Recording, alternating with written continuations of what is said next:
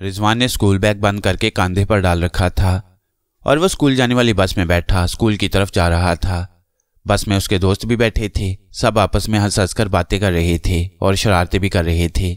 सरकटा आदमी बैग के अंदर किताबों के पीछे दुबक कर बैठा था और सोच रहा था कि जैसे ही रिजवान बैग को खोलेगा वो बाहर निकलकर जिस तरफ मुंह उठा भाग जाएगा। बस स्कूल के सामने जाकर रुक गई। सारे लड़के बस से उतरकर स्कूल के गेट की तरफ दौड़े। रिजवान भी दौड़कर स्कूल में दाखिल हो गया।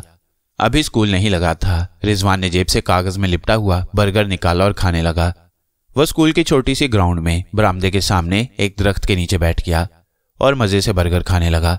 रिजवान की मम्मी उसे हमेशा ताकीद करती थी कि ये बर्गर दोपहर को आधी छुट्टी के वक्त खाया करो, मगर रिजवान रोज स्कूल जाते ही बर्गर निकाल कर खा लेता और दोपहर को स्कूल के गेट पर छाबड़ी वाले के पास बैठकर पकौड़े खाता। बर्गर खाते हुए रिजवान को ख्याल आया कि कहीं वो हिसाब की किताब घर पर तो नहीं भूल आया। आज हिसाब के पीरियड में टीचर ने एक टेस्ट लेना था। रिजवान ने बैग खोलकर अंदर हाथ डाला और हिसाब की किताब तलाश करने लगा। अचानक उसका हाथ सरकटे के जिस्म से टकराया। रिजवान ने जल्दी से हाथ बाहर निकाल लिया। उसे ऐसे लगा जैसे बैग में कोई चूहा छुपा हुआ है जिससे उसका हाथ टकरा गया है। उसने जल्दी से किताबों का बैग उलट दिया। उसकी आंखों के सामने एक छोटा सा आदमी खड़ा था जिसकी गर्दन गायब थी। रिजवान बड़ा बहादुर लड़का था। डरने की बजाय वो सरकटे को झुककर गौर से देखने लगा। सरकटा आदमी एक तरफ को भागा, मगर रिजवान ने उसे पकड़कर उठा लिया। तुम आदमी हो कि जिन? मुझे सच सच बता दो, मैं जिन भूतों से कभी नहीं डरा।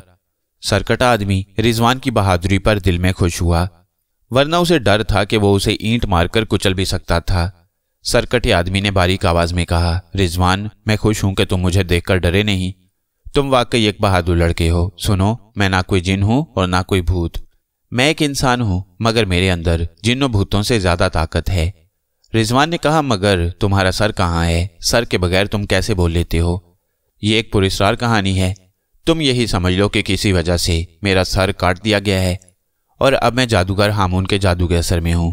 उसने मुझ पर एक मंत्र पढ़कर मेरी ताकत अपने कब्जे में कर ली है और मुझे अपना गुलाम बना लिया है, मगर मैं मौका पाकर जादूगर हामून के घर से फरार होने में कामयाब हो गया हूं। इसके बाद सरकटे आदमी ने सारी कहानी बयान कर दी कि किस तरह जादूगर हामून ने उसे छोटा करके बोतल में बंद कर दिया था और किस तरह वो उसके घर से फरार होकर कोठियों के करीब पहुंचा। बिल्ली ने हमला किया और वो खिड़की में से कूदकर उसके कमरे में आ गया और फिर किताबों के बैग में छुप कर बैठ गया। रिजवान खुश होकर कहने लगा, मैं तुम्हें अपने दोस्तों को दिखाना चाहता हूं, मेरी बड़ी शान होगी। सरकटे ने कहा, नहीं नहीं, ऐसा ना करना, इस तरह लोगों को मेरा पता चल जाएगा और जादूगर हामून तुम पर भी जादू कर देगा और मुझे पकड़ कर ले जाएगा।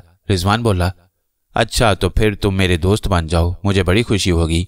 सरकटा बोला, तुम बड़े बहादुर लड़के हो, तुम मेरा कटा हुआ सर देखकर भी मुझसे नहीं डरे, इसलिए मैं तुमसे बहुत खुश हुआ हूं और तुम्हें अपना दोस्त बनाता हूं। आज से तुम मेरे पक्के दोस्त हो। रिजवान ने हाथ आगे करके कहा, तो लाओ हाथ मिलाओ। सरकटे ने हाथ आगे कर दिया। उसका हाथ बड़ा छोटा सा था। दोनों ने हाथ मिलाया। सरकटा कहने लगा, सबसे पहले मुझे अपना कद बड़ा करना है, इसके लिए मुझे एक खास जादू का अमल करना होगा। रिजवान बोला, तुम मेरे कमरे में बैठकर जादू का अमल कर सकते हो। सरकटे ने कहा, नहीं रिजवान मेरे दोस्त, ये बड़ा खतरनाक अमल है। ये अमल मुझे किसी पुराने कब्रिस्तान की कब्र में बैठकर करना चाहिए, मगर मुझे खतरा है कि जादूगर हामून मेरी तलाश में सारे कब्रिस्तानों को तलाश करता फिरेगा और मैं उसके काबू में आ जाऊंगा। फिर तुम कहां बैठकर अमल करोगे? रिजवान ने पूछा। सरकटा कुछ सोचकर बोला, मुझे याद है कि इसी इलाके में एक शमशान घाट हुआ करता था। अगर किसी तरह मैं उसी शमशान में पहुंच जाऊं तो वहां बैठकर अपना अमल कर सकता हूं, क्योंकि मेरे अमल के लिए किसी ऐसी जगह बैठना जरूरी है जहां मुर्दों की राख या खाक पहले से मौजूद हो। रिजवान ने कहा, यह मैं तुम्हें डैडी से पूछकर बताऊंगा। इतने में स्कूल लगने की घंटी बजने लगी। रिजवान ने कहा, स्कूल लग रहा है, मैं क्लास में जा रहा हूं, तुम मेरे बैग में ही छुपे रहना, मैं छुट्टी के बाद तुम्हें अपने साथ घर ले जाऊंगा। सरकटे ने कहा, मगर एक वादा करो कि मेरा जिक्र घर में किसी से नहीं करोगे, नहीं तो मैं किसी मुसीबत में फंस जाऊंगा। वादा करता हूं, रिजवान ने हंसकर कहा। फिर उसने सरकटे आदमी को अपने किताबों के बैग में छुपा दिया और बैग कंधे पर डालकर ग्राउंड में दुआ के लिए दौड़ पड़ा। सारा दिन सरकटा आदमी रिजवान की किताबों के बैग में पड़ा रहा। छुट्टी के बाद रिजवान घर आया तो उसने किसी को न बताया कि उसके पास एक सरकटा आदमी है जो चूहे जितने साइज का है। वह सीधा अपने कमरे में गया और सरकटे को बैग में से निकालकर अपनी अलमारी में किताबों के पास बिठा दिया और उससे पूछा, अब मैं हिंदुओं के शमशान के बारे में अपने डैडी से मालूम करूंगा, तुम्हें कुछ खाना पीना हो तो मुझे बता दो। सरकटे ने कहा, मेरा तो मुंह ही नहीं है, मैं कैसे खा पी सकता हूं? अगर मुंह भी हो तो भी मुझे ना भूख लगती है ना प्यास। रात को रिजवान ने अपने डैडी से बातों ही बातों में पूछा कि डैडी, पाकिस्तान बनने से पहले यहाँ हिंदू सिख लोग रहते थे तो वो अपने मुर्दों को कहाँ दफन किया करते थे? डैडी ने कहा, बेटा, हिंदू सिख अपने मुर्दों को दफन नहीं करते बल्कि उन्हें लकड़ियों के ऊपर रखकर जला देती हैं। यहाँ ब्लॉक नंबर डी के पीछे एक शमशान हुआ करता था, मगर अब वहां ग्राउंड बन गई है। यही बात रिजवान ने अपने कमरे में आकर सरकटे को बता दी। सरकटे ने कहा, ठीक है, मैं आज रात 12 बजे वहां जाऊंगा। तुम मुझे ये बता दो कि ग्राउंड यहां से किस तरफ है, क्योंकि रात के 12 बजे तुम मेरे साथ नहीं जा सकोगे। रिजवान ने सरकटे को ग्राउंड का पूरा नक्शा बनाकर समझा दिया। आधी रात गुजर गई। रिजवान ने क्लॉक का अलार्म लगा रखा था। 12 बजे अलार्म बजा तो रिजवान उठा, अलमारी खोलकर सरकटे को हाथ में पकड़ लिया और कहा, आधी रात हो गई है, चलो मैं तुम्हें बाहर छोड़ आता हूं। जब तक तुम वापस नहीं आओगे मैं जागता रहूंगा। रिजवान कोठी के पिछले दरवाजे से निकलकर ग्राउंड की तरफ जाने वाली सड़क पर आ गया। उसने सरकटे को जमीन पर खड़ा करते हुए कहा, यह सड़क सीधी ग्राउंड की तरफ जाती है, याद रखना। ग्राउंड के गेट पर बत्तियां रोशन होती हैं। तुम फिक्र न करो दोस्त, मैं वहां पहुंच जाऊंगा। सरकटा आदमी सड़क के किनारे किनारे चलने लगा। उसे सिर्फ एक ही खतरा था कि कोई आवारा कुत्ता कहीं से ना निकल आए, मगर मॉडल टाउन के इलाके में आवारा कुत्ते नहीं थे। काफी देर तक वो चलता गया। आखिर उसे एक तरफ गेट के ऊपर बिजली के 2-3 बल्ब जलते दिखाई दिए। वह समझ गया कि यही ग्राउंड है। गेट बंद था, मगर उसे दरवाजा खोलने की जरूरत नहीं थी। वो लोहे की सलाखों के दरमियान से निकलकर ग्राउंड में आ गया। वो एक जगह खड़ा हो गया और अपने जिस्म से फिजा की बू सूंघने लगा। उसके पास अगरचे सारी ताकत नहीं थी, मगर इसके बावजूद थोड़ी बहुत तिलिस्मी ताकत उसके पास अब भी बाकी थी। उसने एक खास किस्म की बू महसूस की। यह जले हुए मुर्दों की राख की बू थी। जिस तरफ से ये बू आ रही थी वो उसी तरफ चल पड़ा। अगरचे वहां मुर्दों को जले हुए कई बरस गुजर गए थे और अब वहां जमीन पर घास भी उगाई थी, मगर वहां जमीन के अंदर अभी तक जले हुए मुर्दों की राख मिट्टी की शक्ल में मौजूद थी और सरकटा आदमी उसी की बू महसूस कर रहा था। ग्राउंड में चलते चलते वो दरख्तों के दरमियान आकर रुक गया। यहाँ एक जगह झाड़ियां उगी हुई थीं। जले हुए मुर्दों की राख की बू उन झाड़ियों में से आ रही थी। सरकटा इंसान झाड़ियों के दरमियान बैठ गया। उसने दोनों हाथ अपने सीने पर बांध लिए और बिल्कुल साकित हो गया। वो दिल के अंदर एक खास मंत्र पढ़ने लगा। 10 मिनट तक वह मंत्र पढ़ता रहा। फिर जमीन पर से थोड़ी सी मिट्टी उठाकर उसने हवा में उड़ा दी। इसके बाद दोबारा मंत्र पढ़ने लगा। ऐसा उसने 5 दफा किया। जब उसने 6ठी दफा मंत्र पढ़कर जमीन की मिट्टी हवा में उड़ाई तो उसे एक डरावनी आवाज सुनाई दी। ये आवाज उसके बिल्कुल करीब से आई थी। सरकटा समझ गया कि उसका अमल पूरा हो गया है और किसी हिंदू मुर्दे की बदबू आ गई है। सरकटे ने पूछा, कौन है, सामने आओ। अचानक एक डरावना चेहरा उसके सामने आ गया। उसकी जुबान बाहर लटक रही थी। सर पर सांप लहरा रहे थे। आंखों से तेज रोशनी निकल रही थी। डरावने चेहरे ने कहका लगाया और कहा, मैं धनराज की बदरू हूं, तुम क्या चाहती हो? सरकटे ने कहा, मैंने तुम्हारा अमल किया है, मुझे बताओ धनराज, मुझे मेरा कटा हुआ सर कहाँ मिलेगा? धनराज की बदरू ने कहा, अहमक इंसान, यहां से भाग जा, नहीं तो मेरी साथी बदरूहें अभी यहां आएंगी और ये जो तुम्हारा बाकी धड़ बचा है उसको खा जाएंगी। सरकटे ने कहा, मैं तुम्हें हुक्म देता हूं कि मुझे वो जगह बताओ जहां मेरा कटा हुआ सर है। धनराज की बदरू ने एक डरावनी आवाज मुंह से निकाली और कहा, मुझे तुम्हारे कटे हुए सर का कुछ इल्म नहीं, लेकिन चूंकि तुमने मेरा अमल किया इसलिए मैं तुम्हें बताता हूं कि यहां से रेलवे लाइन के पार कीकर के दरख्तों के नीचे एक बुजुर्ग का मिजार है। वहां जाकर मुसलमानों के अकीदे के मुताबिक फातिहा पढ़कर बुजुर्ग की रूह को सवाब पहुंचाओ। वहां से तुम्हें मालूम हो जाएगा कि तुम्हारा सर तुम्हें कहाँ मिलेगा। जाओ, भाग जाओ, नहीं तो बदरूहें तुम्हें हड़प कर जाएंगी। धनराज की बदरू ने डरावनी आवाज निकाली और गायब हो गई। सरकटा आदमी वहां बैठा सोचने लगा। फिर वो उठा और ग्राउंड से गुजरता हुआ सड़क पर आ गया। वो रात के अंधेरे में चलता गया। यहाँ उसने रेलवे लाइन देख रखी थी क्योंकि वो इसी इलाके के कब्रिस्तान में रहा करता था। दूर से रेलवे लाइन के सिग्नल की सुरख बत्ती उसे नजर आ गई। उसने तेज तेज चलते हुए रेलवे लाइन पार की और खड़े होकर सोचने लगा कि बुजुर्ग का मिजार किस तरफ होगा। उसने अपने जिस्म को बिल्कुल सीधा कर लिया और अपनी जबरदस्त ताकत से फिजा में कुछ सूंघने की कोशिश करने लगा। एक तरफ से उसे अगरबत्ती की हल्की हल्की खुशबू आई। वो समझ गया ये खुशबू बुजुर्ग के मजार की तरफ से आ रही है। वह खुशबू के पीछे पीछे चलने लगा। एक खाई अबूर करके वो एक जगह आ गया जहां कीकर के दरख्त के नीचे एक छोटा सा मिजार बना हुआ था। वहां कब्र पर चिराग जल रहा था और अगरबत्तियां सुलग रही थीं। सरकटा सीधा मजार के पास आ गया। वो एक तरफ होकर बैठ गया। उसने हाथ उठाए और फातिहा पढ़कर बुजुर्ग की रूह को सवाब पहुंचाया। फिर दिल में बोला, ऐ अल्लाह के बुजुर्ग, मेरे दिल में एक सवाल है, मुझे उस सवाल का जवाब दे, मैं तुम्हारा शुक्रगुजार रहूंगा। कब्र के ऊपर सरहाने की जानिब सफेद सी रोशनी हुई और फिर सरकटे को एक नरम शफकत भरी आवाज सुनाई दी। तुम्हारा सर तुम्हें वापस मिल जाएगा, मगर तुम्हें एक वादा करना होगा। सरकटे ने कहा, ए अल्लाह के नेक बुजुर्ग, मैं हर वादा पूरा करूंगा। बुजुर्ग की आवाज आई, याद रखना, अगर तू अपने वादे से फिर गया और तूने अपनी ताकत को बुराई के लिए इस्तेमाल किया तो तुम्हारा सर एक बार फिर तुम्हारे तन से जुदा हो जाएगा, तुम्हारी ताकत तुमसे छीन ली जाएगी। सरकटे ने कहा, मैं वादा करता हूं कि अपना कटा हुआ सर और अपनी ताकत मिल जाने के बाद मैं अपनी ताकत को दुखी इंसानों की मदद के लिए इस्तेमाल करूंगा। बुजुर्ग की आवाज आई, तो फिर काबे की तरफ मुंह करके जमीन पर सजदे में पड़ जा। सरकटा आदमी जानता था कि काबे का रुख किस तरफ है। उसने काबे की तरफ मुंह किया और फिर खुदा के हुजूर सजदे में पड़ गया। अचानक उसका जिस्म कांपने लगा। उसे एक झटका लगा और उसे महसूस हुआ कि उसकी गर्दन के साथ उसका सर लग चुका है। बुजुर्ग की आवाज आई, खुदा ने तुम पर अपना फजल कर दिया है, उठ खड़ा हो। सरकटा इंसान उठकर खड़ा हो गया। उसका सर भी वापस आ गया था और उसका कद भी पूरे आदमी जितना लंबा हो गया था। अब वो चूहे जितने कद का नहीं रहा। वो बड़ा खुश हुआ, हाथ बांधकर बोला, मोहतरम बुजुर्ग, मैं किस जुबान से आपका शुक्रिया अदा करूं। आपने न सिर्फ मुझे मेरा सर वापस कर दिया है बल्कि मेरा कद भी बड़ा कर दिया है। बुजुर्ग की आवाज आई, और तुम्हारे अंदर तुम्हारी ताकत को भी दुगना कर दिया है। इसके लिए तुम्हें खुदा का शुक्र अदा करना होगा। सरकटे ने हाथ जोड़कर कहा, मैं खुदा का शुक्र अदा करता हूं और वादा करता हूं कि आज से कोई बुरा काम नहीं करूंगा, और अल्लाह मियां ने मुझे जो जबरदस्त ताकत दी है उसको हमेशा मुसीबत में फंसे हुए दुखी इंसानों की मदद के लिए इस्तेमाल करूंगा। बुजुर्ग की आवाज आई, अब जा और दुखी लोगों की खिदमत कर, खुदा तुम्हारी मदद करेगा। इसके साथ ही कब्र के सरहाने वाली रोशनी गायब हो गई। सरकटा आदमी उठ खड़ा हुआ। उसने अपनी गर्दन और अपने मुंह, सर, नाक, बालों को दोनों हाथों से छुआ।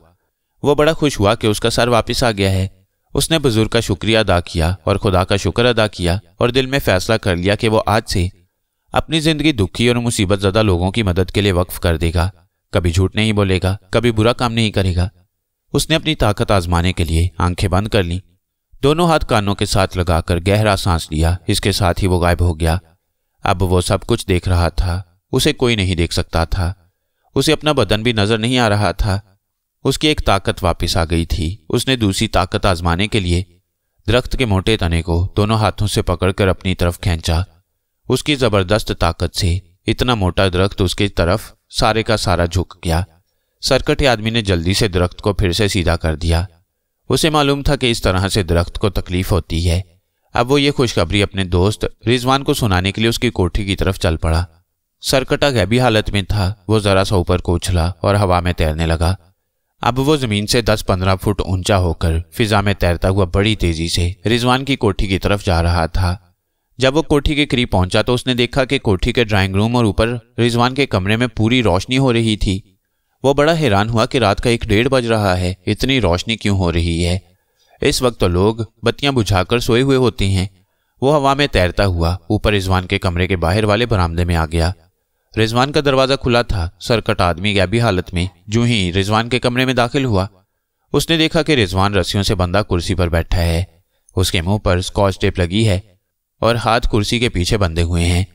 वो जल्दी से जाहिर हो गया। अपने सामने एक ऊंचे लंबे जवान आदमी को देखकर रिजवान डर गया, मगर वो बोल नहीं सकता था। उसकी आंखों में हैरानी जरूर थी। सरकटे आदमी ने फौरन कहा, रिजवान मेरे दोस्त, घबराओ नहीं, मैं तुम्हारा दोस्त सरकटा हूं। मुझे मेरा सर वापस मिल गया है और मेरा कद भी बड़ा हो गया है। एक बुजुर्ग की दुआ से अल्लाह ने मुझ पर हामून जादूगर का जादू खत्म कर दिया है। मगर तुम्हें किसने यहां बांधा है? सरकटे ने फौरन रिजवान की रस्सी खोली और मुंह पर से स्कॉच टेप भी उखाड़ दी। रिजवान ने कहा, दोस्त, हमारी कोठी में इस वक्त डाकू आए हुए हैं। उन्होंने मुझे ऊपर मेरे कमरे में बांध दिया था और नीचे मम्मी डैडी को भी बांध रखा है और माल असबाब लूट रहे हैं। सरकटे को सख्त गुस्सा आया। उसने कहा, तुम यहीं अपने कमरे में बैठो, मैं नीचे जाकर उन बदमाशों को इस जुर्म का मजा दिखाता हूं। मैं गायब होने लगा हूं, हैरान मत होना। सरकटा उसी वक्त गायब होकर नीचे ड्राइंग रूम में आया। वहां रिजवान की मम्मी और डैडी कुर्सियों पर बंधे हुए थे। उनके मुंह पर भी स्कॉच टेप लगी हुई थी। 3 डाकू जिनके पास क्लाशनकोफें थीं, अलमारियों में से कीमती सामान निकाल कर थैले में डाल रहे थे। सरकटा आदमी उनकी तरफ गया। उसने एक डाकू की गर्दन पर पीछे से जोर से उल्टा हाथ मारा। डाकू की गर्दन की हड्डी टूट गई। वो उसी वक्त मर गया और फर्श पर गिर पड़ा। दूसरे डाकू ने अपने साथी को अचानक गिरते देखा तो यही समझे कि उसको हार्ट अटैक हो गया है। वो उसको संभालने लगे। इतने में सरकटे ने एक-एक करके बाकी दोनों डाकुओं की भी गर्दनें तोड़कर उन्हें मौत की नींद सुला दिया और दिल में कहा, मैं किसी डाकू, बदमाश, तखरीबकार, मुल्क दुश्मन, समाज दुश्मन को जिंदा नहीं छोड़ूंगा। ये सारा माजरा रिजवान की मम्मी और डैडी फटी फटी आंखों से देख रहे थे। उनके सामने एक एक करके 3 डाकू अचानक चकराकर फर्श पर गिरे और फिर नहीं उठे। सरकटे आदमी ने तीनों को अपने कांधे पर डाला, उनकी क्लाशनकोफों को उठाया और कमरे से बाहर निकल गया। डैडी और मम्मी ने बेहोश डाकुओं को अचानक गायब होते देखा तो डर गए, क्योंकि सरकटा गैबी हालत में था और उसके कांधे पर जाते ही तीनों डाकू भी गायब हो गए। सरकटा फौरन ऊपर रिजवान के कमरे में गया और रिजवान से कहा, मेरे दोस्त, मैंने तीनों डाकुओं को अमन पसंद शहरियों के जानो माल और इज्जत व आबरू पर हमला की पूरी सजा दे दी है। तीनों की लाशें मेरे कांधों पर हैं, मैं इन्हें दरिया में फेंकने जाता हूं। तुम नीचे मम्मी डैडी के पास जाओ और खबरदार मेरे बारे में अभी इन्हें कुछ भी ना बताना। मैं जा रहा हूं। रिजवान जल्दी से नीचे उतर आया। डैडी मम्मी रस्सियों में जकड़े उसी तरह कुर्सियों पर बंधे थे। रिजवान ने जाते ही उनके मुंह पर से टेप उखाड़ दी। डैडी हैरान होकर कहने लगे, रिजवान बेटा तुम ठीक हो ना? हाँ डैडी। मम्मी खौफ से कांप रही थी। उसने रिजवान को गले लगा लिया। डैडी ने कहा, कुछ समझ में नहीं आता कि अभी अभी हमारी आंखों के सामने क्या हो गया है। तीनों डाकू पहले एकदम से बेहोश होकर गिरे, फिर हमारी आंखों के सामने गायब हो गए। रिजवान दिल में हंस पड़ा, ऊपर से बोला, डैडी मेरी भी समझ में नहीं आता कि मेरी रस्सी अपने आप कैसे खुल गई और मैं आज़ाद कैसे हो गया। मम्मी ने खुदा का शुक्र अदा करते हुए कहा, खुदा हर चीज़ पर कादिर है, वह जो चाहे हो जाता है। उसने गैबी फरिश्ते हमारी मदद के लिए भेजे, हमें फौरन पुलिस को इतला करनी चाहिए। डैडी ने कहा, पुलिस को क्या कहेंगे, डाकू भी यहाँ नहीं है, सामान भी सारा मौजूद है, बस अब इसको भूल जाओ। रिजवान ने कहा, हाँ डैडी, हमें यह सब कुछ भूल जाना चाहिए, खुदा ने हमें बचा लिया है। दूसरी तरफ सरकटा आदमी तीनों डाकुओं की लाशों को लेकर दरिया पर पहुंचा। उन्हें क्लाशनकोफों के साथ दरिया में फेंका और हवा में उड़ता हुआ वापस रिजवान की कोठी की तरफ चला। सरकटा आदमी सीधा रिजवान के कमरे में पहुंचा। रिजवान पलंग पर बैठा उसका इंतजार कर रहा था। कमरे में आते ही सरकटा गैबी हालत से जाहिर हो गया। कहने लगा, मेरे दोस्त, मैं तीनों बदमाश डाकुओं की लाशें दरिया में फेंक आया हूं, अब मैं जाता हूं। रिजवान ने कहा, दोस्त तुम मेरे पास क्यों नहीं रह जाते? सरकटे ने कहा, तुम्हारे पास रहने से कई मुश्किलें पैदा हो सकती हैं। मुझे इस शहर में चल फिर कर लोगों के जानो माल की हिफाजत भी करनी है। मैं अपना किसी न किसी जगह ठिकाना बना लूंगा, मैं तुमसे मिलने आ जाया करूंगा। रिजवान कहने लगा, अगर मेरा कभी तुमसे मिलने को जी चाहा तो मैं तुम्हें कैसे बुलाऊंगा? सरकटे ने अपनी उंगली में से चांदी की अंगूठी उतारकर रिजवान को दी और कहा, तुम्हें जब कभी मेरी जरूरत महसूस हो इस अंगूठी को रगड़ना, मैं उसी वक्त तुम्हारे पास आ जाऊंगा। खुदा हाफिज। सरकटा गायब होकर कमरे से बाहर उड़ गया। रिजवान ने चांदी की अंगूठी अपनी अलमारी में संभाल कर रख ली और पलंग पर लेटकर सो गया। अब हम बिल बतौड़ी और हामून जादूगर की तरफ वापस आते हैं। दोनों सरकटे आदमी को बोतल में बंद करके करनानी चुड़ैल के पास गए थे। जब वापस आए तो देखा कि जिस प्लेट में वो सरकटे को बेहोश छोड़ गए थे वो खाली पड़ी है। हामून ने सर पीट कर कहा, बिल बतौड़ी, सरकटा फरार हो गया है। बिल बतौड़ी इधर उधर देखने लगी, चीख मारकर बोली, हामून वो कहाँ जा सकता है, यहीं किसी कोने में चूहे की तरह छुपा हुआ होगा। वो गार में सरकटे को तलाश करने लगे। उन्होंने गार की एक एक चीज देख डाली मगर सरकटा कहीं नजर न आया। हामून जादूगर गुस्से में बिफर रहा था। कहने लगा, बिल बतौड़ी अब क्या करें, सरकटे को कहाँ तलाश करें? उसकी ताकत से हम लूटी हुई दौलत वापस ला सकते थे। करनानी ने भी यही कहा था कि सरकटा आदमी ही बैंक से सोने की ईंटें वापस लाकर दे सकता है। हाय अब क्या करें? खलाई चीफ वापस आकर संदूक खाली देखेगा तो हमें जिंदा नहीं छोड़ेगा। बिल बतौड़ी ने चीख मारकर कहा, हामून तुम घबराते क्यों हो, मैं अभी एक मंत्र पढ़कर मालूम करती हूं कि सरकटा कहाँ है। जादूगर ने रोते हुए कहा, बिल बतौड़ी नासा चोड़ी, तू नहीं जानते सरकटे पर किसी बुजुर्ग की रूहानी ताकत का असर हो गया है। अब उस पर हमारे जादू का असर नहीं होगा, तेरा मंत्र भी उसका पता नहीं लगा सकेगा। बिल बतौड़ी उछल कर बोली, मुझे कोशिश तो करके देखने दो। इसके साथ ही बिल बतौड़ी ने दोनों बाजू लहरा कर एक खौफनाक मंत्र पढ़ा और दीवार पर फूंक मारी और चीख कर बोली, ऐ दीवार जल्दी से बता कि सरकटा आदमी कहाँ छुपा हुआ है। बिल बतौड़ी ने दूसरी बार तीसरी बार मंत्र पढ़कर फूंका मगर दीवार उसी तरह खाली की खाली रही। हामून जादूगर ने अपने सर पर जोर से हाथ मारकर कहा, बिल बतौड़ी मैंने कहा था कि सरकटे पर किसी बुजुर्ग की रूहानी ताकत का असर हो गया है। तेरे मंत्र और मेरा जादू अब उस पर कोई असर नहीं करेगा। बिल बतौड़ी बोली, अब क्या करें हामून, इतनी सारी दौलत बैंक से कैसे वापस लाएं? हम वहां गए तो भस्म हो जाएंगे। हामून जादूगर और बिल बतौड़ी खाली संदूकों पर बैठ गए और सर पीट पीट कर रोने लगे। दोस्तों, हम बिल बतौड़ी और शैतानी जादूगर हामून को उनके गार में रोता पीटता छोड़ते हैं और वापस अपने नेक दिल दोस्तों जकूटा नस्तूर यानी ऐनक वाले जिन और कामी नागिन की तरफ चलते हैं और देखते हैं कि वो किस हाल में हैं। हम उन्हें सांपों के गार में छोड़ाए थे। अग्नि नर्तकी ने उन्हें अपने तिलिस्म के जोर से कामी को सांप बनाकर बोतल में बंद कर दिया। जुकूटा और नस्तूर के कटे हुए सर सांपों के गार में चबूतरे पर थालियों में पड़े थे। कामी नागिन सांप के रूप में उनके दरमियान शीशे की बोतल में बंद थी। नीचे फर्श पर और दीवारों पर काले सांप लटक रहे थे। अग्नि नर्तकी ने हुक्म दिया था कि चांद की 14वीं रात को कामी ऐनक वाले जिन नस्तूर और जुकूटा के कटे हुए सरों को आग में डालकर जला दिया जाएगा। यह हुक्म कामी ने सुन लिया। नस्तूर और जुकूटा की आंखें तो बंद थीं, वो न देख सकते थे न सुन सकते थे, मगर बोतल के अंदर सांप की शक्ल में कामी सब कुछ देख रही थी, सब कुछ सुन रही थी। कामी हैरान थी कि जब वो पहाड़ी की चोटी पर जुकूटा के सर के बाल जलाने लगी और बालों को उसने आग लगा दी थी तो ये डरावनी चुड़ैल वहां कैसे और कहां से आ गई। मगर जो होना था हो चुका था। अब कामी को कोई ऐसी तरकीब सोचनी थी कि जिसकी मदद से वो 14वीं रात को नस्तूर को, जुकूटा को और अपने आप को आग में जलकर भस्म होने से बचा सके। उसे कोई रास्ता नजर नहीं आ रहा था, कोई तरकीब जहन में नहीं आ रही थी। ये अग्नि नर्तकी कोई बड़ी खौफनाक और जबरदस्त ताकत वाली चुड़ैल जादूगरनी थी। कामी बोतल के अंदर बंद थी। अगर उसकी ताकत उसके पास होती तो वो उन सांपों में से किसी भी सांप को अपने पास बुला सकती थी, मगर उसके पास कोई ताकत नहीं थी। अचानक कामी की निगाह एक सांप पर पड़ी जो दूर गार के सुराख में से दाखिल होकर उसी की तरफ चला रहा था। उस सांप का रंग सुर्ख था। जब वो करीब आया तो कामी ने देखा कि उसके लाल जिस्म में से अंगारों की तरह सुर्ख दाग थे। सुर्ख सांप बोतल के सामने आकर कुंडली मारकर बैठ गया। फिर उसने आहिस्ता आहिस्ता अपना फन फैलाया और बोतल के मुंह पर जोर से डस दिया। उसको देखकर सारे सांप इधर उधर भाग गए। कामी बड़े ताज्जुब से सुर्ख सांप को देख रही थी। सांप के डसते ही बोतल का ढक्कन खुल गया। तब सुर्ख सांप ने बोतल के अंदर मुंह डालकर हल्की सी फुंकार मारी। कामी नागिन को अपने जिस्म पर गर्म भाप महसूस हुई।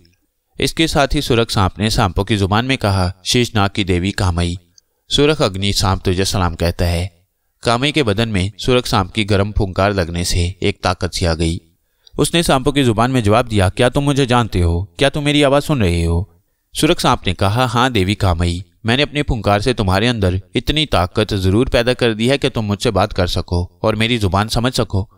कामी नागिन ने कहा, मेरे भाई, अगर तुमने शेषनाग का नाम लिया है तो वो मेरा देवता है, मैं उसकी देवदासी हूँ। मुझे और मेरे भाइयों जुकूटा और नस्तूर को किसी तरह इस मुसीबत से निकालो। सुर्ख सांप ने कहा, कामई देवी, अग्नि नर्तकी के पास इतनी जबरदस्त ताकत है कि वह फुंकार मारकर इस सारे गार में सारे पहाड़ को आग लगाकर भस्म कर सकती है। उसके पास आग का जादू है। मैं भी उसके जादू के आगे बेबस हूं। इन सब काले सांपों पर उसने जादू कर रखा है। ये सांप ना देख सकते हैं ना कुछ सुन सकते हैं। उसने मुझ पर इसलिए जादू नहीं किया कि मैं आग का सांप हूं और अग्नि नर्तकी आग के देवता की पूजा करती है, मगर उसने मेरी सारी ताकत छीन ली है। मुझे जब पता चला कि शेषनाग देवता की देवदासी को अग्नि नर्तकी चांद की 14वीं को आग में डालने वाली है तो मैं छुप छुपा कर किसी न किसी तरह यहां पहुंच गया हूं, क्योंकि मैं शेषनाग का चेला हूं और उसकी देवदासी की जान बचाना चाहता हूं। कामी ने कहा, अगर तुम्हारे पास कोई ताकत नहीं है तो फिर तुम हमें यहां से कैसे बाहर निकालोगे? हमारी जान कैसे बचाओगे? सुर्ख सांप बोला, अभी चांद की 14वीं रात में 2 दिन बाकी हैं। मैं तुम्हारी मदद जरूर करूंगा। मेरे पास इतनी ताकत होती तो मैं अभी तुम लोगों को यहां से निकाल कर ले जाता, मगर मैं खुद अग्नि नर्तकी के जादू के आगे बेबस हूं। लेकिन एक औरत है जो इस मुसीबत में हमारी मदद कर सकती है। वो औरत कौन है? वो काले सहरा की चुड़ैल है। एक बार मैंने उसकी जान बचाई थी, तब उसने मुझे कहा था, सुर्ख सांप, अगर कभी तुम्हें मेरी मदद की जरूरत हो तो मुझे जरूर याद करना। अब मैं उसके पास जाने की कोशिश करता हूं। ये कहकर सुर्ख सांप ने मुंह में ढकना उठाया और बोतल पर चढ़ाकर बोतल बंद कर दी, ताकि अग्नि नर्तकी अगर वहां आ जाए तो बोतल को खुला देखकर उसे कोई शक ना पड़े। सुर्ख सांप गार में से बाहर निकल आया। उसके जाते ही काले सांप फिर गार में आ गए और दीवारों और जुकूटा और नस्तूर की कटी हुई गर्दनों पर रेंगने लगे। सुर्ख सांप गार से बाहर आया तो उसने चारों तरफ गौर से गर्दन घुमाकर देखा। उसे खतरा था कि अग्नि नर्तकी की कोई पहरेदार चुड़ैल उसे वहां से जाते हुए ना देख ले, क्योंकि सुर्ख सांप को गार के इर्द गिर्द जो तिलिस्मी दायरा खिंचा हुआ था उसके बाहर जाने की इजाजत नहीं थी। मगर सुर्ख सांप हर हालत में शेषनाग देवता की देवदासी कामी नागिन को अग्नि नर्तकी के जुल्म से बचाना चाहता था। रात का वक्त था, चारों तरफ अंधेरा छाया हुआ था, मगर सुर्ख सांप उस अंधेरे में भी देख सकता था। जब उसको पहरेदार चुड़ैल कहीं नजर न आई तो वह एकदम उछला और तेजी से ऊपर को उठकर हवा में उड़ने लगा। उसका रुख काले सहरा की तरफ था जो वहां से बहुत दूर था। काले सहरा में आदमी 2 दिन में पहुंचता था, मगर सुर्ख सांप बड़ी तेज रफ्तारी से उड़ रहा था। वो आधे घंटे में काले सहरा की सरहद पर पहुंच गया। दूर से उसे सहरा के इर्द गिर्द खड़ी स्याह नोकीली पहाड़ियां नजर आने लगी। ये सहरा की सरहद थी। इसके अंदर काला सहरा था जो कई मील तक फैला हुआ था। इस सहरा में दिन के वक्त भी काफिले सफर नहीं करते थे, क्योंकि काले सहरा में कन खजूरे, जहरीले बिच्छू और जहरीले सांप जगह जगह फिरते दिखाई देते। अगर कोई भूला भटका मुसाफिर दिन के वक्त इधर आ निकलता तो बिच्छू, कन खजूरे और सांप उसे 1 सेकंड में काट काट कर खा जाते। इसके अलावा काले सहरा में काली चूंटियां भी रहती थी। अगर कोई भूला भटका बदकिस्मत इंसान या कोई घोड़ा या जानवर इस तरफ आ निकलता तो ये चूंटियां उसके जिस्म पर लाखों की तादाद में चढ़ जाती और देखते देखते उसका सारा गोश्त खा जाती थी और इंसान या जानवर का पिंजर ही बाकी रह जाता। रात को भी कोई आदमी इधर आने की जरूरत न करता, क्योंकि रात को सहराई चुड़ैल का राज होता। काले सहरा की चुड़ैल बाल खोले मुंह से डरावनी आवाजें निकालती सहरा में उड़ती फिरती थी। कभी उसकी चीख की आवाज दूर से सुनाई देती, कभी उसकी चीख की आवाज बड़े करीब आ जाती। ये चुड़ैल आदमखोर थी। ये रात को शिकार के लिए निकलती और दूसरे सहराओं में भी पहुंच जाती। वहां किसी न किसी सोए हुए मुसाफिर को गर्दन से पकड़कर अपने काले सहरा में ले आती और देखते देखते उसकी तिक्का बोटी करके खा जाती। काले सहरा की चुड़ैल का नाम सुनकर लोग कांप जाते। काली चुड़ैल सांपों, बिच्छुओं और कन खजूरों को भी खा जाती, मगर सुरख सांप की वो दोस्त बन गई थी, क्योंकि एक बार सुरख सांप ने एक अजदा को हलाक करके चुड़ैल की जान बचाई थी। सुरख सांप रात के अंधेरे में काले सहरा में उड़ रहा था। वह सहरा के दरमियान में एक स्याह चट्टान पर आकर बैठ गया। उसने अपने मुंह से एक खास किस्म की सीटी की आवाज निकाली। 3 बार आवाज निकालने के बाद अचानक सहरा में दूर से काले सहरा की चुड़ैल की डरावनी आवाज सुनाई दी। इसके साथ ही बड़े जोर की आंधी चलने लगी। सुरख सांप चट्टान पर जमकर बैठ गया। अचानक वही डरावनी आवाज एकदम से उसके इतने करीब सुनाई दी कि सांप अपनी जगह से 1 फुट ऊपर उछल पड़ा। उसके सामने काले सहरा की भयानक चुड़ैल खड़ी थी। उसकी आंखें काले सहरा की रात में अंगारों की तरह दहक रही थीं। उसने चीख मारकर कहा, मेरे सांप भाई, तूने मुझे बुलाया और मैं आ गई, कहो क्या बात है। सुरख सांप ने कामई नागिन और जकूठा और ऐनक वाले जिन नस्तूर का सारा वाकया सुना दिया और कहा, काले सहरा की चुड़ैल अग्नि नर्तकी उन तीनों को चांद की 14वीं रात को आग में जलाकर कुर्बान कर रही है। मैं उन्हें बचाना चाहता हूं, मगर मेरे पास इतनी ताकत नहीं है कि अग्नि नर्तकी के जादू का मुकाबला कर सकूं। काले सहरा की चुड़ैल ने जोर से कहकहा लगाया। उसका कहकहा इतना डरावना था कि चट्टान जिस पर सुरख सांप बैठा था लरस गई। चुड़ैल ने कहा, मैं ऐनक वाले जिन को जानती हूँ, जकूटा जिन को भी जानती हूँ। ये दोनों कोकाफ के जिन हैं। तुम कहते हो तो मैं उनकी जरूर मदद करूंगी, क्योंकि तुमने मुझ पर बड़ा एहसान किया है। सुनो, तुम उन तीनों को अग्नि डायन के कब्जे से सिर्फ इस सूरत में बचा सकते हो कि मुल्क यूनान में जाओ। वहां एक आंख वाले जिन का गार है। ये गार तांबे की पहाड़ी के अंदर है। उसको जाकर मेरे सर का बाल दिखाना। वो तुम्हें बताएगा कि तुम कामई, नस्तूर और जकूटा को अग्नि नर्तकी के कब्जे से कैसे आजाद करा सकते हो। मगर याद रखना, एक आंख वाला जिन बड़ा खतरनाक है। उसे जाते ही मेरे सर का बाल दिखा देना, नहीं तो वो तुम्हें देखते ही हड़प कर जाएगा। वो सांप बड़े शौक से खाता है। इसके बाद चुड़ैल ने अपने सर का बाल जोर से उखाड़ा, सुरख सांप की गर्दन में बांधा और चीख मारकर गायब हो गया। थोड़ी देर में उसकी चीख की आवाज बड़ी दूर से सुनाई दी। वो 1 सेकंड में कई मील दूर पहुंच चुकी थी। सुरख सांप काले सहरा की चुड़ैल का बाल लेकर फिजा में उड़ गया। वो मुल्क यूनान की तरफ परवाज कर रहा था। अभी रात आधी ही गुजरी थी कि सुरख सांप यूनान की पहाड़ियों में जा पहुंचा, मगर वहां सब काले स्याह पहाड़ थे। तांबे का सुरख पहाड़ कहीं नजर नहीं आ रहा था। वह फिजा में उड़कर चक्कर लगाता रहा। आखिर उसकी नजर दूर एक पहाड़ी पर पड़ी जो सितारों की रोशनी में सुरख नजर आ रही थी। वह समझ गया कि यही तांबे का पहाड़ है। सुरख सांप गोता लगाकर पहाड़ी के दामन में आ गया। उसने चारों तरफ घूमकर देखा। एक जगह गार का मुंह बना हुआ था। सुरख सांप गार के अंदर दाखिल हो गया। अभी वो रेंगता हुआ थोड़ी दूर ही गया था कि उसे एक गरजदार आवाज सुनाई दी और फिर वो अपने आप आगे को खींचा जाने लगा, जैसे कोई खौफनाक बला सांस लेकर उसे खींच रही थी। ये एक आंख वाले जिन का सांस था। उसने सांप की बू पा ली थी और अब उसे हड़प करने के लिए सांस लेकर खींच रहा था। सुरख सांप ने रुकने की बड़ी कोशिश की, मगर वो आगे ही आगे खिंचा चला जा रहा था। अचानक उसने अपने सामने एक देव कामत हाथी जैसे बड़े जिन को देखा, जो जमीन पर आलती पालती मारे बैठा जोर जोर से सांस खींच रहा था। उसकी सिर्फ एक आंख थी जो उसके माथे पर लगी हुई थी। सुरख सांप ने फौरन बुलंद आवाज में कहा, मुझे काले सहरा की चुड़ैल ने भेजा है, ये उसका बाल है। और सुरख सांप ने चुड़ैल का बाल अपने मुंह में लेकर आगे कर दिया।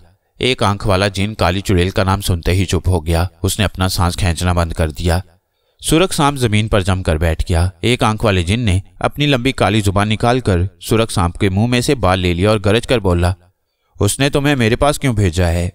तब सुरख सांप ने एक आंख वाले जिन को सारा माजरा सुना दिया।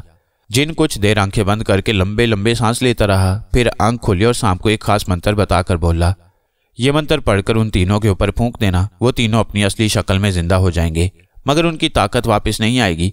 इसके फौरन बाद उनको वहां से निकाल कर ले जाना। अगर सूरज निकल आया तो मेरे मंत्र का असर खत्म हो जाएगा और अग्नि नर्तकी का जादू उनको फिर से अपने कब्जे में ले लेगा। जाओ, दिन निकलने से पहले पहले उन्हें गार से निकाल सकते हो तो निकाल लो, जाओ।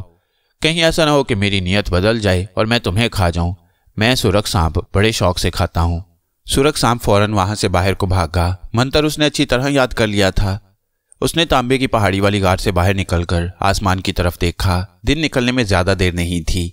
वो तेजी से बुलंद होकर अग्नि नर्तकी के गार की तरफ परवाज करने लगा। रास्ते में जब वो समुद्र के ऊपर से गुजर रहा था तो अचानक तूफानी हवाओं के झक्कड़ चलने लगे। साथ ही बड़ी तेज बारिश भी शुरू हो गई। सुरख सांप के लिए परवाज करना मुश्किल हो गया। वो फिर भी उड़ने की लगातार कोशिश करता रहा। इसमें काफी वक्त गुजर गया। जब तूफान थमा तो सुरख सांप ने आसमान पर देखा। सुबह होने से पहले की नीली नीली हल्की रोशनी फैलना शुरू हो गई थी। उसे सूरज निकलने से पहले पहले सांपों के गार में पहुंचना था। उसने अपनी रफ्तार तेज कर दी। जब वो गार के ऊपर पहुंचा तो आसमान पर दिन की नीली रोशनी काफी फैल गई थी, मगर सूरज अभी नहीं निकला था। वो तेजी से गार के अंदर गया। जाते उसने कामई को सारी बात बताई और मंत्र पढ़कर पहले कामई की बोतल पर फूंक मारी। कामई नागिन एकदम औरत की शक्ल में जाहिर हो गई। इसके बाद सुरख सांप ने ऐनक वाले जिन की कटी हुई गर्दन पर मंत्र पढ़कर फूंक मारी। ऐनक वाला जिन नस्तूर भी अपनी असली शक्ल में जिंदा हो गया। उसने जिंदा होते ही कामई को देखा और पूछा, हम कहाँ हैं कामई बहन? और ये सुरख सांप और ज़कूटा की गर्दन, या अल्लाह, ये क्या मामला है? कामई ने कहा, खामोश रहो, सब कुछ बाद में बताऊंगी। सुरख सांप ने तीसरी मर्तबा मंत्र पढ़कर ज़कूटा के कटे हुए सर पर फूंक मारी तो ज़कूटा भी जिंदा हो गया। उसने नारा लगाया, ज़ैबिनॉव, हम कहाँ हैं नस्तूर भाई? कामई बहन, यहाँ तो काले सांप ही सांप हैं। कामई ने कहा, ये अंधे बहरे सांप हैं, यहाँ से निकल चलो। कामई ने सुरख सांप का शुक्रिया अदा करते हुए कहा, मेरे सांप भाई, तुम्हारा एहसान मैं हमेशा याद रखूंगी। सुरख सांप बोला, कामई बहन, जितनी जल्दी हो सके यहाँ से निकल जाओ। सूरज निकल आया तो मेरे मंत्र का असर खत्म हो जाएगा और अग्नि नर्तकी के काले अजदा तुम्हें पकड़ लेंगे। याद रखना, तुम मेरे मंत्र से जिंदा रूप में जरूर आ गए हो, मगर तुम तीनों की असली ताकत अभी तुम्हें वापस नहीं मिली। ये ताकत तुम्हें अपनी कोशिश से वापस लानी होगी। मैं ये ताकत तुम्हें वापस नहीं दे सकता। नस्तूर, ज़कूटा और कामई ने एक दूसरे की तरफ देखा और जितनी तेज भाग सकते थे भागकर गार से बाहर निकल आए। बाहर आते ही उन्होंने आसमान की तरफ देखा। सूरज बस निकलने ही वाला था। उनके चारों तरफ समुंदर ही समुंदर था, मगर समुंदर काफी दूर था। वह तीनों समुंदर की तरफ भागने लगे। गार के बाहर अग्नि नर्तकी ने एक तिलिस्मी दायरा खींच लिया था। जैसे ही कामई, नस्तूर और ज़कूटा ने वो दायरा पार किया, अग्नि नर्तकी को खबर हो गई। वो उसी वक्त अपने तख्त पर से चीख मारकर बुलंद हुई और गार की तरफ आई। ऐन उस वक्त सूरज निकल आया। सूरज के निकलते ही एक आंख वाले जिन के मंत्र का असर खत्म हो गया, मगर इतनी देर में कामई, नस्तूर और ज़कूटा समुंदर तक पहुंच गए थे। उनके पीछे अग्नि नर्तकी अपने अजदा पर बैठी चीखती, शोर मचाती, जादू के मंत्र फूंकती आंधी की तरह चली आ रही थी। जब तक सूरज नहीं निकला था, अग्नि के मंत्रों का कोई असर कामई, ज़कूटा और नस्तूर पर नहीं हो रहा था। जैसे सूरज निकला, उनका असर होना शुरू हो गया। भागते भागते पहला झटका कामई को लगा, वो लड़खड़ाई। दूसरा झटका नस्तूर को लगा, वो भी लड़खड़ा गया। तीसरा झटका ज़कूटा को लगा और वो जमीन पर गिर पड़ा। कामई ने पुकार कर कहा, समुंदर में छलांग लगा दो, सूरज निकल आया है, मंत्रों का असर खत्म हो गया है। तीनों किसी न किसी तरह दौड़ते रेंगते समुंदर के किनारे चट्टानों और बड़े पत्थरों पर पहुंच गए और उन्होंने अपने आप को समुंदर में गिरा दिया। अग्नि नर्तकी उनके सर पर पहुंच गई। उसने दोनों बाजू उठाकर एक मंत्र पढ़कर फूंका। समुंदर में शोले बुलंद होने लगे। समुंदर के अंदर से एक चीख की आवाज बुलंद हुई।